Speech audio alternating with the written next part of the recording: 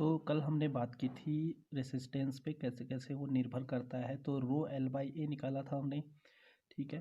तो जो रो था यहाँ पे वो क्या था, हमारा स्पेसिफिक रेसिस्टेंस था। स्पेसिफिक रेसिस्टेंस यानी कि इसको हम विशिष्ट प्रतिरोध भी कहते हैं, रेसिस्टेंस, और इसको हम विशिष्ट प्रतिरोध के नाम से भी जानते हैं। विशिष्ट प्रतिरोध तो सबसे मेन होता है इसमें इसकी यूनिट, और जो इसकी यूनिट होती है वो होती है ओम मीटर, ओम मीटर, ठीक है। तो अब यहाँ पर हमने ये डिस्कस किया था कि जो स्पेसिफिक रेसिस्टेंस होता है वो किस पे निर्भर करता है हमारे, वो निर्भर करता है हमारे कंपोजिशन ऑफ मटेरियल पे। सबसे ज़्यादा बार पूछा गया क्वेश्चन है ये। अब देखो जो रेसिस्टेंस है आर, ये हम दो टाइप से इसको जोड़ सकते हैं। तो मैं इसको लिख सकता हूँ combination of resistance, combination of resistance, ठीक है। तो दो टाइप का होता है, एक तो होता है सीरीज रेसिस्टेंस, सीरीज कॉम्बिनेशन, और एक होता है पैरेलल कॉम्बिनेशन, सीरीज कॉम्बिनेशन और पैरेलल कॉम्बिनेशन। तो सीरीज कॉम्बिनेशन ऑफ रेसिस्टेंस के लिए मान लो ये एक रेसिस्टेंस है हमारे पास R1, और ये एक रेसिस्टेंस है R2, और एक और रेसिस्टेंस है R3। इसको मैं एक वोल्टेज सोर्स से जोड़ देता हूँ, एक डीसी वोल्टेज सप्लाई से जोड़ दिया, आई करंट फ्लो होगी, ठीक है। तो यहाँ पर एक और चीज़ समझो, मान लो ये आर रेसिस्टेंस है, इसमें आई करंट फ्लो इस डायरेक्शन में हो रही है, तो इसमें जो वोल्टेज का ड्रॉप आएगा वो प्लस टू माइनस इस डायरेक्शन में होगा, ठीक है। ऐसे ही हमारा जब हमारी करंट उल्टी डायरेक्शन में फ्लो होगी तो आई की डायरेक्शन ये है, तो ये प्लस माइनस यानी कि वी की डायरेक्शन ये होगी, ठीक है। तो अभी करंट की डायरेक्शन ये है, तो मैं यहाँ पे प्लस माइनस कर दूंगा, यहाँ पे भी प्लस माइनस, यहाँ पे प्लस माइनस। तो मान लो R1 में जो ड्रॉप है वो V1 है, R2 में जो ड्रॉप है वो V2 है, और R3 में जो ड्रॉप है वो V3 है, ठीक है। तो अभी जो हमारे पास जो अप्लाइड वोल्टेज है वो इन सब के जोड़ के बराबर होता है। मतलब ऐसा कभी नहीं होगा कि अगर मैं इनकी ये वोल्टेज को जोड़ दूँ, जैसे R1 के ड्रॉप में R2 का ड्रॉप और R3 का ड्रॉप जोड़ दूँ तो वो इससे ज़्यादा निकले। अगर मैं इनका वोल्टेज जोड़ूँ, ये अलग अलग हो सकती हैं पर ये किसके बराबर होंगे, हमारे V के बराबर, यानी कि जो V होगा वो V1 plus V2 plus V3 होगा, ठीक है। और ओम का नियम क्या कहता है, I इंटू आर, ठीक है। जो ड्रॉप होता है वो I उस प्रतिरोध में बहने वाली धारा और उसके मान के गुणनफल के बराबर होता है। तो V की अगर मैं वैल्यू रखूँगा तो IR, और इसका V1 को क्या लिख दूंगा मैं, IR1। अब देखो V1 में भी करंट क्या है, I, तो सब में करंट, सीरीज में जो करंट होती है वो सेम होती है, ठीक है। कोई भी एलिमेंट ले लूँ सीरीज में कनेक्ट करके तो वो I करंट ही फ्लो होगा। फिर आएगा IR2 और IR3। तो यहाँ से जो R निकल के आएगा, देखो I यहाँ से कॉमन आएगा ना, तो ये कैंसिल हो जाएगा, तो R equals to R1 plus R2 plus R3। तो ये हमारा R equals to R1 plus R2 plus R3 आ जाएगा। अब अब हमारे पास क्या होता है कि ये हमारा इक्विवेलेंट रेजिस्टेंस आ गया, ठीक है।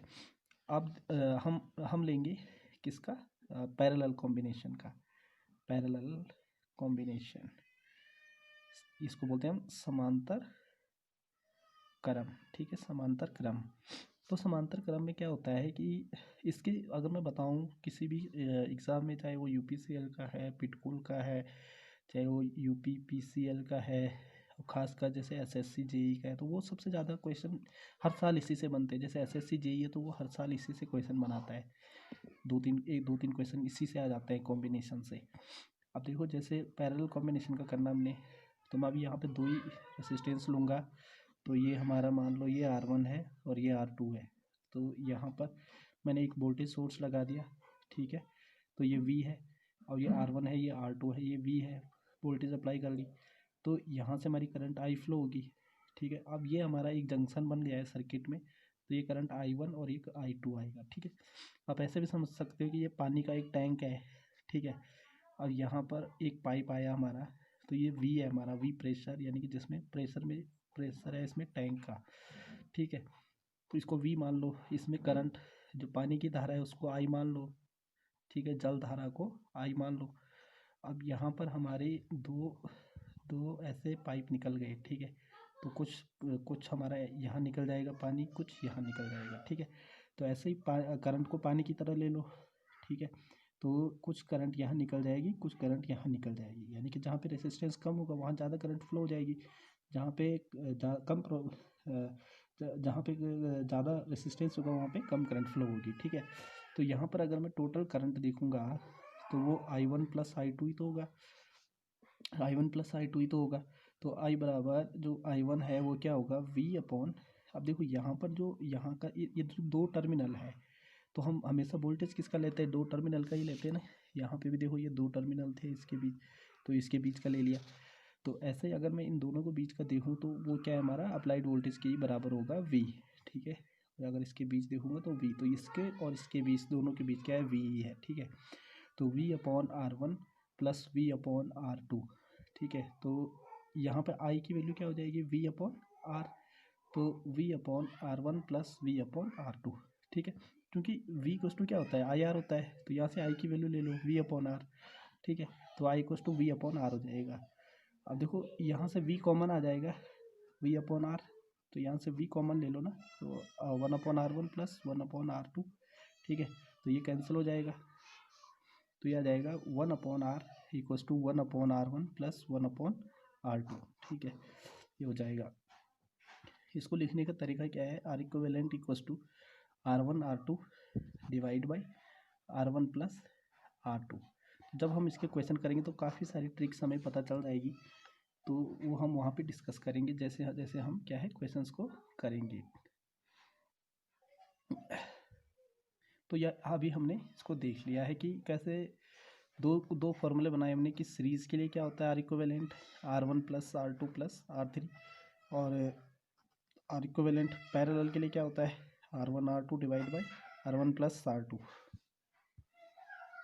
तो दोस्तों आप इसको सब्सक्राइब ज़रूर करें ताकि मैं आगे की वीडियोस बना पाऊँ, और सपोर्ट आपका पूरा चाहिए, और बच्चे इसमें ज़्यादा से ज़्यादा जुड़े ताकि मैं अधिक से अधिक इसमें आपको कंटेंट दे पाऊँ। अगर मुझे कोई मोटिवेशन नहीं मिलेगा तो मैं कैसे आपकी हेल्प कर सकता हूँ। तो खासकर जो अभी पास आउट हुए स्टूडेंट हैं जो कोचिंग के लिए इधर उधर भटक रहे हैं, तो उनके लिए तो मैं ये घर में ही सारा कंटेंट दे रहा हूँ।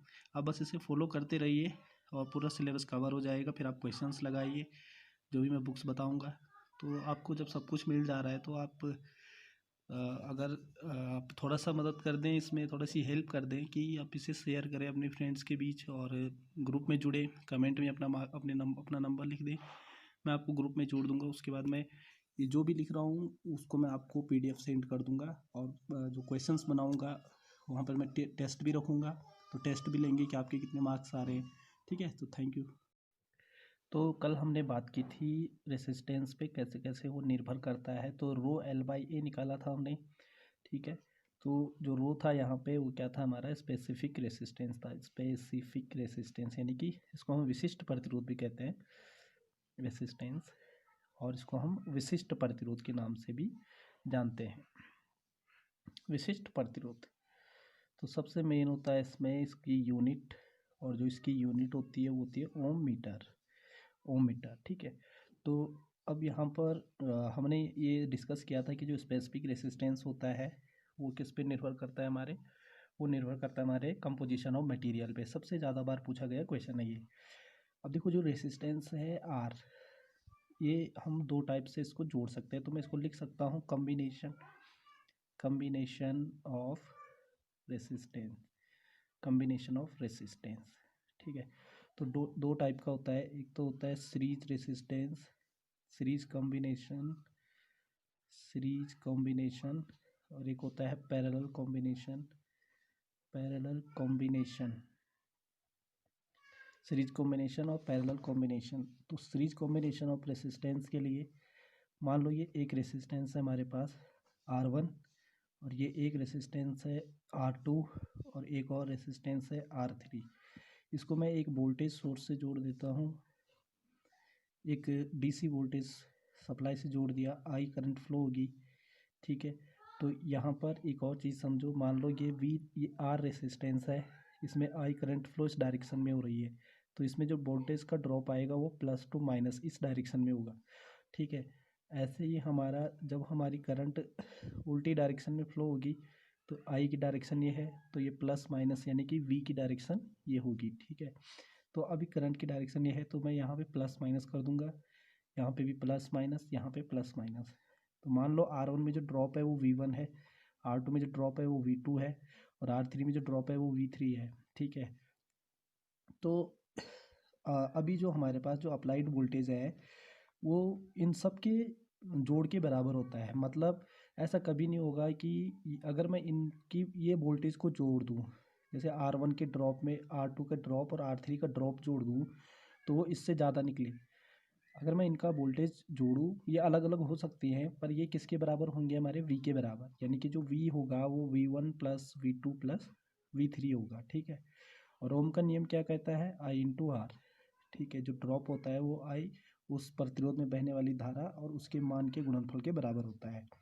तो V की अगर मैं वैल्यू रखूँगा तो IR और इसका V1 को क्या लिख दूंगा मैं, IR1। अब देखो V1 में भी करंट क्या है, I, तो सब में करंट, सीरीज में जो करंट होती है वो सेम होती है, ठीक है। कोई भी एलिमेंट ले लूँ सीरीज में कनेक्ट करके तो वो I करंट ही फ्लो होगा। फिर आएगा IR2 और IR3। तो यहाँ से जो R निकल के आएगा, देखो I यहाँ से कॉमन आएगा ना, तो ये कैंसिल हो जाएगा, तो R equals to R1 plus R2 plus R3। तो ये हमारा R equals to R1 plus R2 plus R3 आ जाएगा। अब अब हमारे पास क्या होता है कि ये हमारा इक्विवेलेंट रेजिस्टेंस आ गया, ठीक है। अब हम लेंगे किसका, पैरेलल कॉम्बिनेशन का। पैरेलल कॉम्बिनेशन, इसको बोलते हैं हम समांतर क्रम, ठीक है, समांतर क्रम। तो समांतर क्रम में क्या होता है कि इसकी अगर मैं बताऊं किसी भी एग्ज़ाम में, चाहे वो UPCL का है, पिटकुल का है, चाहे वो UPPCL का है, और खासकर जैसे SSC JEE का है, तो वो सबसे ज़्यादा क्वेश्चन हर साल इसी से बनते हैं। जैसे SSC JEE है तो वो हर साल इसी से क्वेश्चन बनाता है, दो तीन क्वेश्चन इसी से आ जाते हैं कॉम्बिनेशन से। अब देखो जैसे पैरेलल कॉम्बिनेशन का करना हमने, तो मैं अभी यहाँ पे दो ही रेसिस्टेंस लूँगा। तो ये हमारा मान लो ये R1 है और ये R2 है। तो यहाँ पर मैंने एक वोल्टेज सोर्स लगा दिया, ठीक है। तो ये V है और ये R1 है, ये R2 है, ये V है, वोल्टेज अप्लाई कर ली। तो यहाँ से हमारी करंट I फ्लो होगी, ठीक है। अब ये हमारा एक जंक्शन बन गया है सर्किट में, तो ये करंट I1 और एक I2 आएगा, ठीक है। आप ऐसे भी समझ सकते हो कि ये पानी का एक टैंक है, ठीक है। और यहाँ पर एक पाइप आया हमारा, तो ये V है हमारा, V प्रेशर, यानी कि जिसमें प्रेशर है इसमें टैंक का, ठीक है। तो इसको V मान लो, इसमें करंट जो पानी की धारा है उसको I मान लो, ठीक है, जल धारा को I मान लो। अब यहाँ पर हमारे दो दो ऐसे पाइप निकल गए, ठीक है। तो कुछ कुछ हमारा यहाँ निकल जाएगा पानी, कुछ यहाँ निकल जाएगा, ठीक है। तो ऐसे ही करंट को पानी की तरह ले लो, ठीक है। तो कुछ करंट यहाँ निकल जाएगी, कुछ करंट यहाँ निकल जाएगी, यानी कि जहाँ पे रेजिस्टेंस कम होगा वहाँ ज़्यादा करंट फ्लो हो जाएगी, जहाँ पे जहाँ पे ज़्यादा रेजिस्टेंस होगा वहाँ पे कम करंट फ्लो होगी, ठीक है। तो यहाँ पर अगर मैं टोटल करंट देखूँगा तो वो I1 प्लस I2 ही तो होगा, I1 प्लस I2 ही तो होगा। तो I बराबर जो I1 है वो क्या होगा, V अपॉन, अब देखो यहाँ पर जो यहाँ का ये जो दो टर्मिनल है, तो हम हमेशा वोल्टेज किसका लेते हैं, दो टर्मिनल का ही लेते हैं ना। यहाँ पे भी देखो ये दो टर्मिनल थे इसके बीच, तो इसके बीच का ले लिया। तो ऐसे ही अगर मैं इन दोनों को बीच का देखूँ तो वो क्या है, हमारा अप्लाइड वोल्टेज के ही बराबर होगा V, ठीक है। और अगर इसके बीच देखूँगा तो V, तो इसके और इसके बीच दोनों के बीच क्या है, V ही है, ठीक है। तो V upon R1 plus V upon R2, ठीक है। तो यहाँ पर I की वैल्यू क्या हो जाएगी, V अपॉन R, तो V upon R1 plus V upon R2, ठीक है। क्योंकि V इक्वस टू क्या होता है, IR होता है, तो यहाँ से I की वैल्यू ले लो V अपॉन R, ठीक है। तो I equals to V upon R हो जाएगा। अब देखो यहाँ से V कॉमन आ जाएगा, V अपॉन R, तो यहाँ से V कॉमन ले लो ना, तो 1 upon R1 plus 1 upon R2, ठीक है। तो ये कैंसिल हो जाएगा, तो ये आ जाएगा 1 upon R equals to 1 upon R1 plus 1 upon R2, ठीक है। ये हो जाएगा। इसको लिखने का तरीका क्या है, R equivalent equals to R1 R2 divide by R1 plus R2। जब हम इसके क्वेश्चन करेंगे तो काफ़ी सारी ट्रिक्स हमें पता चल जाएगी तो वो हम वहाँ पे डिस्कस करेंगे जैसे जैसे हम क्या है क्वेश्चंस को करेंगे। तो यह अभी हमने इसको देख लिया है कि कैसे दो दो फॉर्मूले बनाए हमने कि सीरीज़ के लिए क्या होता है are equivalent R1 + R2 + R3, और आर इक्विवेलेंट पैरेलल के लिए क्या होता है R1 R2 divide by R1 + R2। तो दोस्तों आप इसको सब्सक्राइब ज़रूर करें ताकि मैं आगे की वीडियोस बना पाऊँ और सपोर्ट आपका पूरा चाहिए, और बच्चे इसमें ज़्यादा से ज़्यादा जुड़े ताकि मैं अधिक से अधिक इसमें आपको कंटेंट दे पाऊँ। अगर मुझे कोई मोटिवेशन नहीं मिलेगा तो मैं कैसे आपकी हेल्प कर सकता हूँ। तो खासकर जो अभी पास आउट हुए स्टूडेंट हैं जो कोचिंग के लिए इधर उधर भटक रहे हैं, तो उनके लिए तो मैं ये घर में ही सारा कंटेंट दे रहा हूँ। आप बस इसे फॉलो करते रहिए और पूरा सिलेबस कवर हो जाएगा। फिर आप क्वेश्चंस लगाइए जो भी मैं बुक्स बताऊँगा। तो आपको जब सब कुछ मिल जा रहा है तो आप अगर आप थोड़ा सा मदद कर दें, इसमें थोड़ी सी हेल्प कर दें कि आप इसे शेयर करें अपने फ्रेंड्स के बीच और ग्रुप में जुड़े, कमेंट में अपना नंबर लिख दें, मैं आपको ग्रुप में जोड़ दूंगा। उसके बाद मैं ये जो भी लिख रहा हूँ उसको मैं आपको PDF सेंड कर दूंगा, और जो क्वेश्चंस बनाऊंगा वहाँ पर मैं टेस्ट भी रखूँगा, तो टेस्ट भी लेंगे कि आपके कितने मार्क्स आ रहे हैं। ठीक है, तो थैंक यू।